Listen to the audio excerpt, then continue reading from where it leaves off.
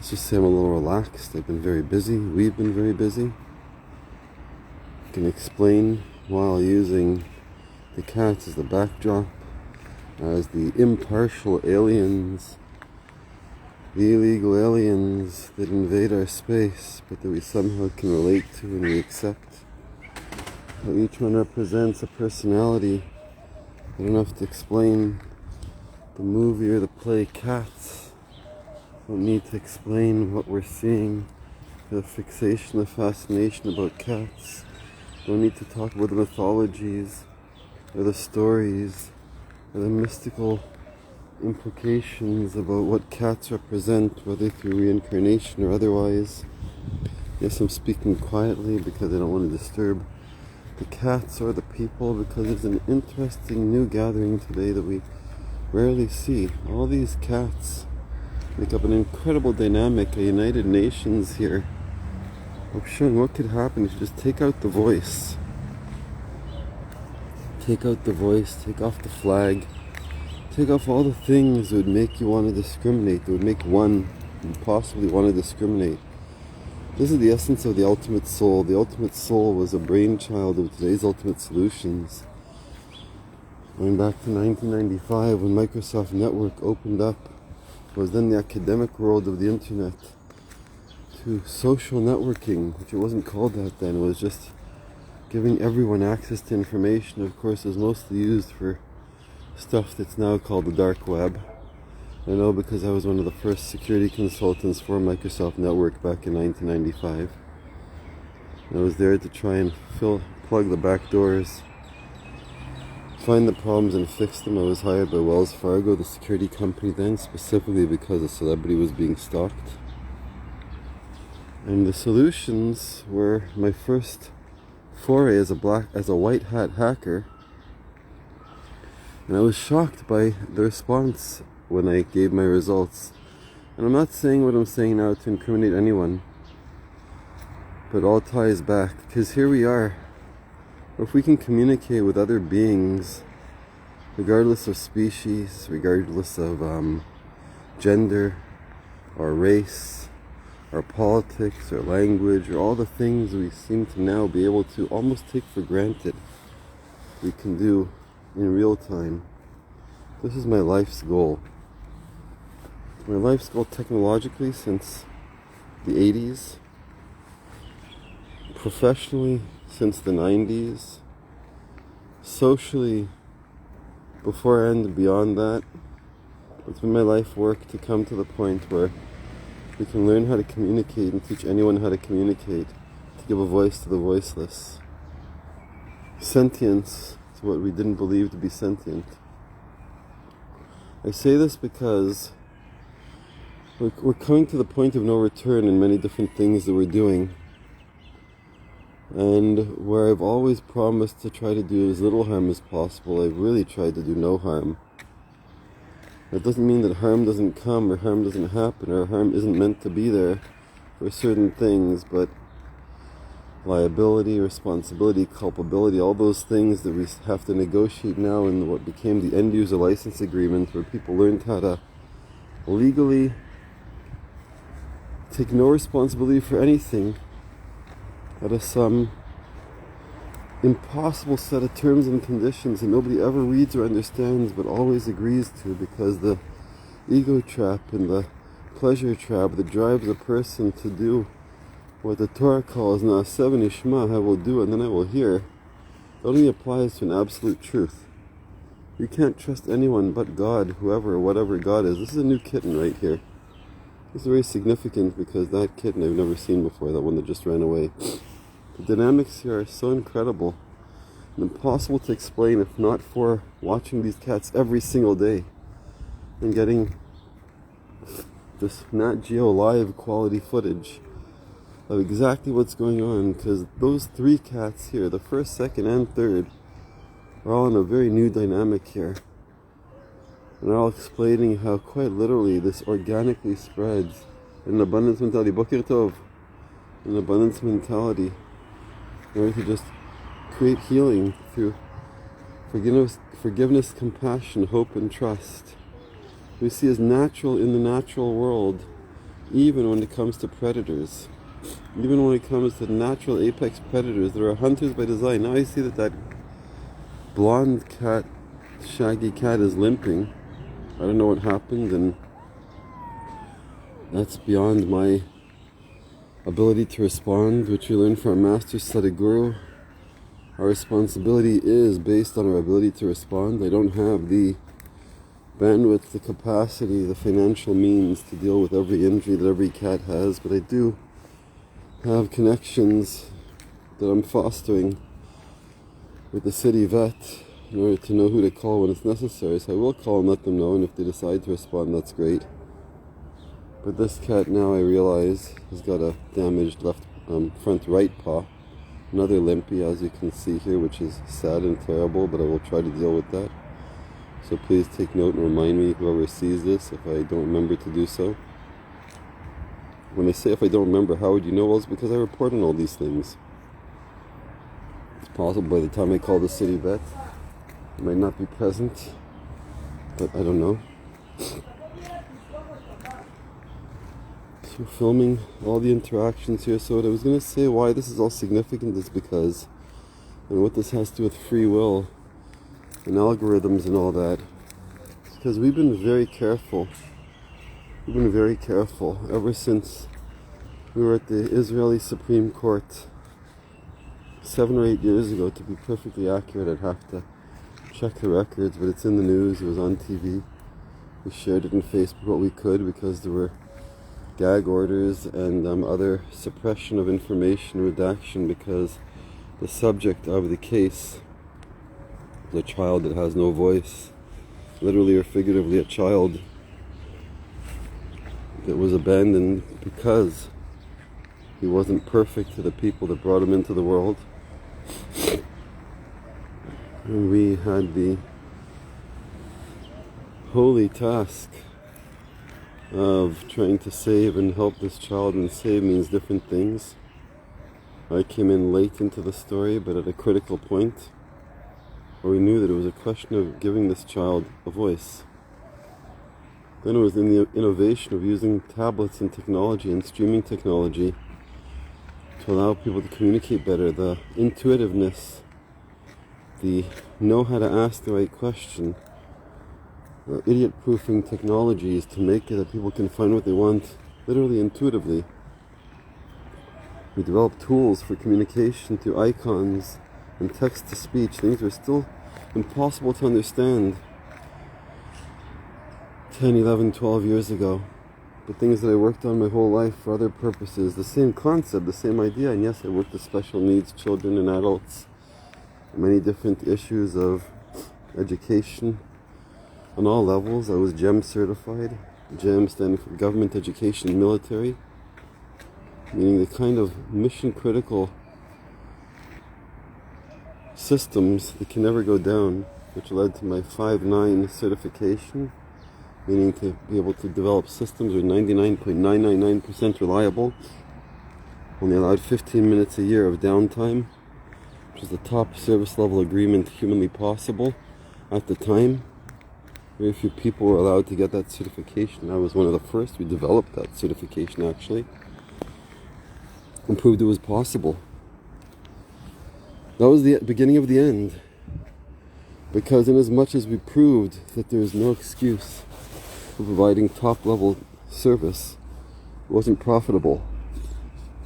Profit is in the loss. Bokir Tov, Bokir Tov.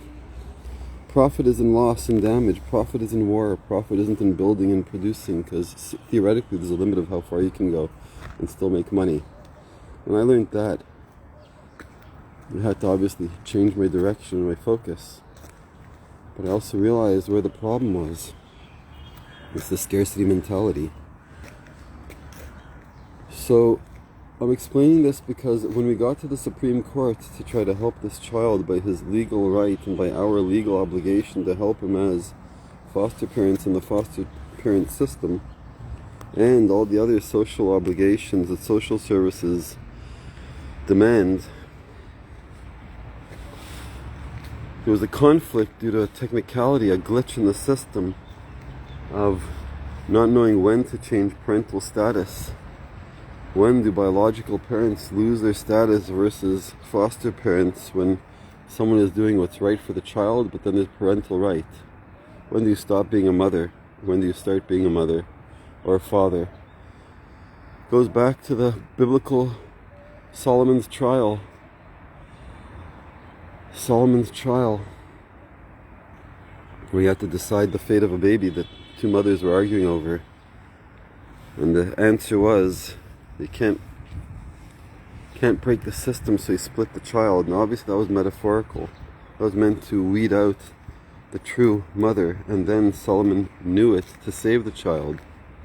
That's when the world is enlightened, when there's a supreme ruler that knows more through the light of the universal truths, that democracy isn't always the case, and just because you can win an argument or prove something technically doesn't give you the right to corrupt integrity. Unfortunately, the Israeli Supreme Court didn't have the same integrity, because 3 judges isn't the same as 1. Have the horrible joke that if you bring 2 people together from any particular school of thought, you can get 3 opinions. But if you bring 3 factorial, you'll get 6 opinions. In other words, it breaks the system. That's what happened. And we were told we cannot break the system to save 1 child. How horrible is that? We said, well, we'll show how you can help 1 child without breaking the system. You can fix the system, and that's the system that we built, which is in the Juicer campaign, which is in all of the campaigns that we're advertising. We built the system, we proved it in so many different ways, shapes, and forms, that through inclusion and through dealing with the lowest common denominator and the universal truths, everyone's needs are met, and it comes out naturally. We're now at a point where we're hoping, due to the next level of law, and where we're at now, through sentience and through people understanding the bigger picture, when we take this case back, as we said we will, we'll be back.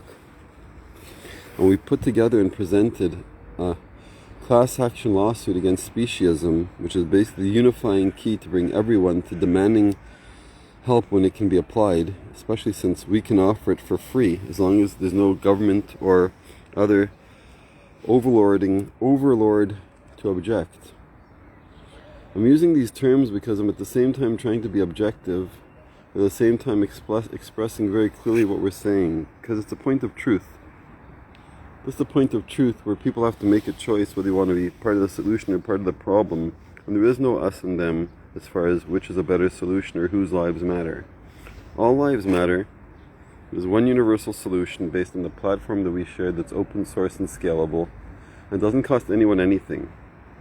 With that process, we can feed all children properly, equitably, healthily, and according to every ethnic and social preconditions that would otherwise restrict one universal solution. I know these sound impossible, but I'm not going to keep repeating everything I always say every single time. I'm saying this because we've released it to the algorithm. We've allowed out the solution, which both at the same time triggers action and a reaction. And we're hoping that it's all positive actions, and the reactions are only to correct mistakes and to present an alibi when the class action lawsuit hits the proverbial fan.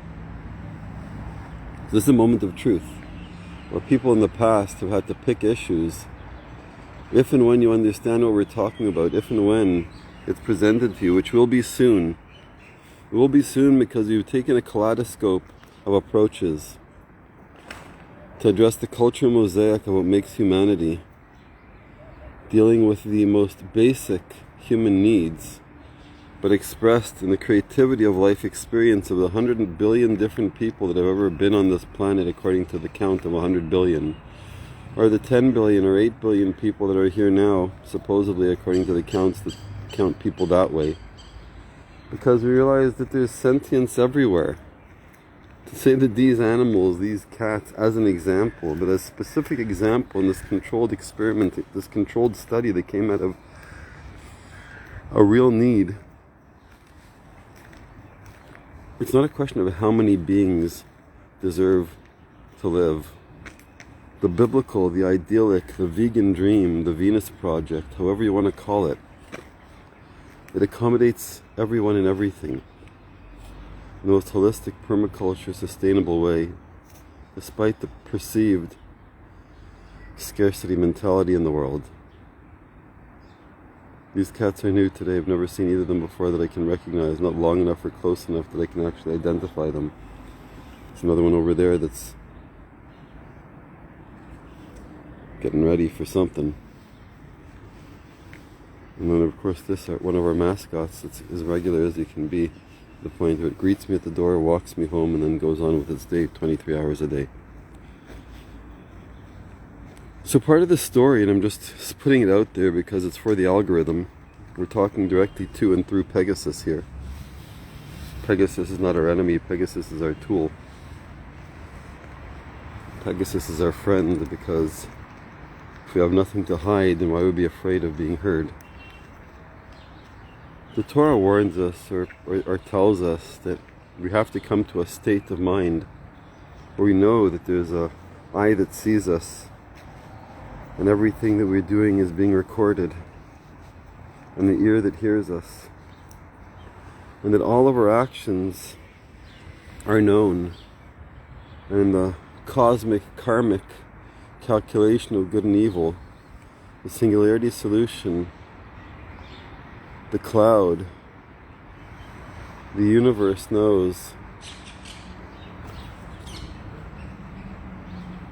And we can't hide it. If you walk a righteous path, which means you've done no harm, you should have nothing to fear. If you've overcome your ego and your pleasure trap, and your pleasure and ego traps, and discovered the art of guilt-free living, which is pretty much the vegan dream, however you want to look at it, but go further to the whole food, plant-based lifestyle of the blue zones.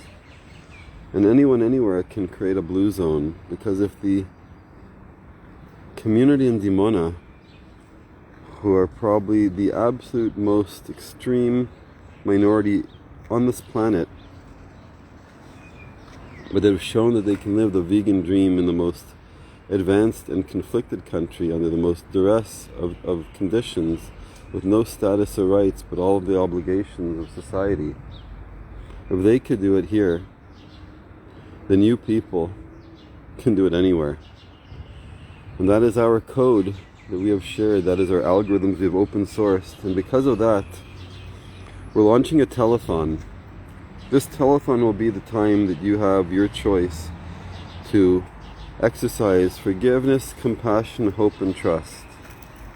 This is basically where you get to decide, through the time of the telethon, which I'll explain what that is shortly, you get to decide if you want to be part of the solution or part of the problem, which means you get to decide when the algorithm weeds everyone out, when the AI turns on us.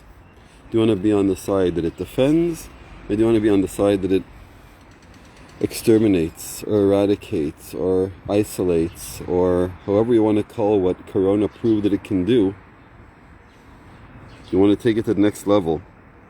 Do you want a China version of Corona? Do you want an American version of Corona? Do you want an Israeli version of Corona? Or very simply, there's a cat that's clawing at my ankles, just wants attention and doesn't like when I hold the camera. This guy went from being the most disabled, special needs, neglected and incapable, to being the most bold, I don't want to say aggressive, but bold. He has holy arrogance, as the Torah would call it, which is interesting, he or she. We'll come back to that in a minute. So the point of the algorithm is basically to give you the last choices to correct whatever primordial sin, whatever repentance you need to do. We're going to deliver it to your front door, to your inbox, to your hand, to the palm of your hand. Literally, we're going to deliver it to the palm of your hand. We're going to neuralink it straight to your brain. We're going to get it to you where you have to make a choice. And at that point, when you have to make a choice between either this side or that side, you'll be deciding your fate, because the fate of the world has already been decided. The vegan dream, the universal vegan dream of paradise, where everyone gets along, we've shown that it can happen from the most apex predator to the simplest, most underserved, voiceless, disabled, special needs. We've had a sanctuary before. and we're doing it again. So we're starting a telethon because there's a rainstorm that's supposed to be coming soon. A 3-day rainstorm is predicted for where we are. If it's not a rainstorm, we also have tsunami warnings and other things where we are, besides the fact there's air raid sirens, terrorist attacks, world wars. Every possible threat, we're in a zone where there's threats coming. But for the cats, we might not be able to do this feeding during the 3 days of the rainstorm. And even if we can do the feeding, even if there's breaks in the rain, which we've done in the past to feed them, the question is, what about the other 23 hours of the day? If we do this feeding, we share this live, we do this 1 hour a day on average, to show it can be done with just 1 hour a day. It's also a cat that very quickly became a surprise guest to a front and center cat that comes for all of the pleasures here, including the back and belly rub. So telethon is going to be to represent the other 23 hours. It's to raise money to at least try to turn this neglected place into a safer shelter, whether it's by putting a greenhouse here or tents or sun shelter or just something against the rain in certain spots, but somehow to upgrade the space to make it more usable, more communable, a place where people can gather and the cats can gather, where it's not just using the garbage and through the garbage, in between the garbage, to not disturb anyone. We want to take it to the next level. There should be gardens here that create food or medicine, or at least greenery and oxygen. There should be recycling where the garbage that can't otherwise be used is used as planters or in compost or something else. There should be available food for people as well as clean water, and available food for the animals and shelter. And this whole place can transform into a paradise, the Royal Oasis. We know we've done it before. Look up Royal Oasis in the Ukraine, in the Dead Sea, in northern Canada. Arc18 Royal Oasis, Beans of Hope. All the different brand names we've used for different parts of the mission. We want to bring that here. We want to be able to get permission to turn all public spaces, all neglected public spaces like here, under the Levite concept, under the Earth Guardians template, to common use. We did it during Corona in a place called Marcia, and wherever we go, we've done it on the level that we were allowed to, without any help from anyone, or with every possible objection and obstacle. We are told to turn miniyot into ne'imot, to turn obstacles into hurdles, not hurdles, into launch pads, I should say. And that's what we do. That's today's Ultimate Solutions at its core, from its core. So the birth of the the birth of the telethon is going to be when the rain starts. We're going to be going live, sharing the information, linking it to the Juicer crowdfunding campaign, which has not been launched. We're going to launch it. We're going to explain live during the period that the rainstorm goes on, with the cats in the foreground as far as the camera, but in the background as far as the story. Meaning seeing the cats as we shelter them in our space. Because see, we're giving up our living space for this. This is the reason why we need to raise money. We're going to give up our living space by opening up a little bit of space that we have for living to the cats to come out from the water. We're going to try not to feed them, assuming that we can come back to the park at least 1 hour a day during the rain, doing breaks. We'll also engage with other people, meaning people on the street here, people in the park. We're going to open up the campaign to the public, direct all attention there, and see how much money we can raise for the purpose of turning this into a shelter, all the way over to the dental clinics that are meant to be Royal Oases, that are meant to be the transformation zones of taking anyone who wants to go over to a whole food plant-based lifestyle, to turn any abandoned area into a blue zone, at least for now, for the homeless and for the people who have no voice. We're starting with that. That's what these dental clinics are. That's the other extreme to this. This is the beginning. The Royal Oasis dental clinics is the other extreme, and everything in between is up to you. Meaning the purpose of our open sourcing of the campaigns is to allow you to direct the funds and the energy and the crowdsourcing to your community, because every community deserves what we're talking about. Every community that is not completely perfectly served, or you have a whole food plant-based lifestyle where there's a blue zone that includes free organic 3D printed custom dental. If you don't have that free, you're not there yet. Somebody is cheating you, because you could have that for free is the point. So this telethon will be the launch of that for the purpose of rebooting the system, so that as this is happening, we present our class action lawsuit against speciesism to The Hague in the International Tribunal again for Human Rights, specifically for the child, using our case as an example, with our child that I mentioned as an example, and the Israeli Supreme Court as an example, as everything in Israel is in flux, because it is the same Supreme Court that is fighting with the same government that we're talking about here, that still can't decide which lives matter, when all we're trying to say is all lives matter. We're going to prove it with special needs kids, which we've done before. We're going to do it again, because we don't accept the fact that some lives don't matter. That is the root and essence of a human rights violation.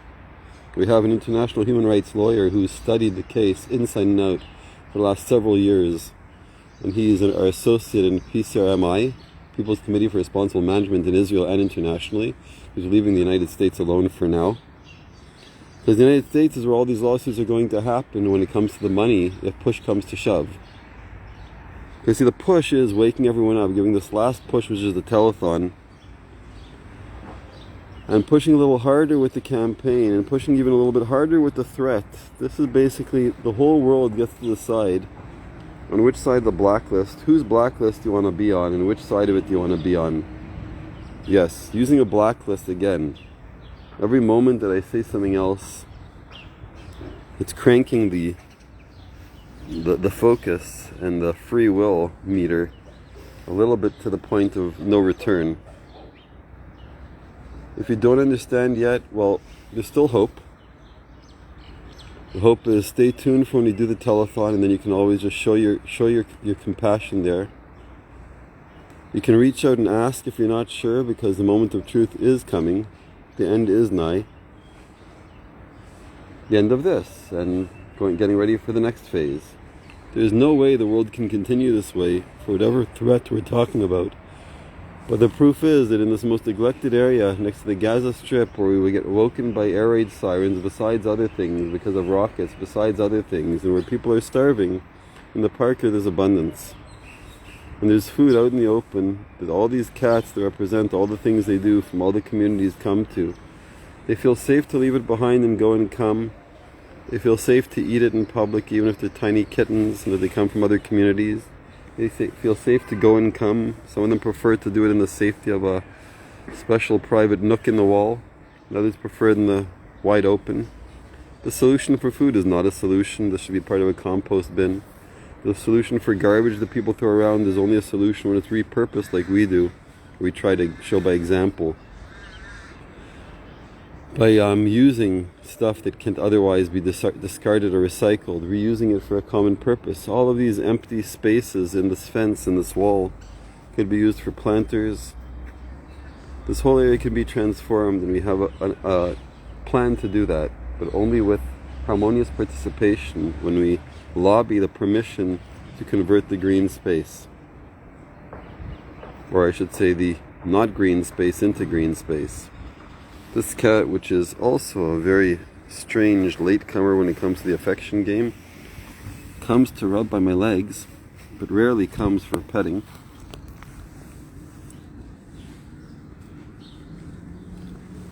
Well, not all black cats represent bad. Oh, this is the one with the one eye. Yes, I remember it well now. Another one with one eye. We have all the misfits and all the broken cats here too.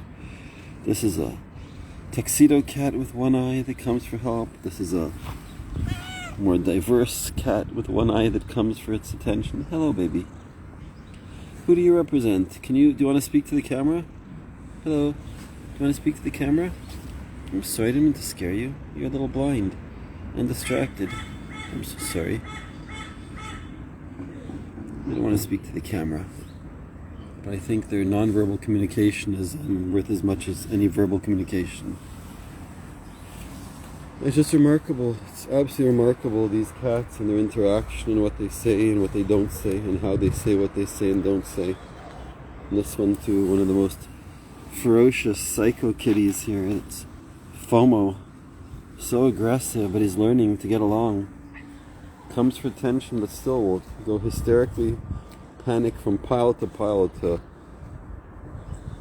lay his scent and to claim his dominance, but yet when I'm near and offer a hand, will abandon all the food just to get pet. Here's the one with the hurt tail that is brave when I'm around and will cling with his claws to my ankles just to show his spot.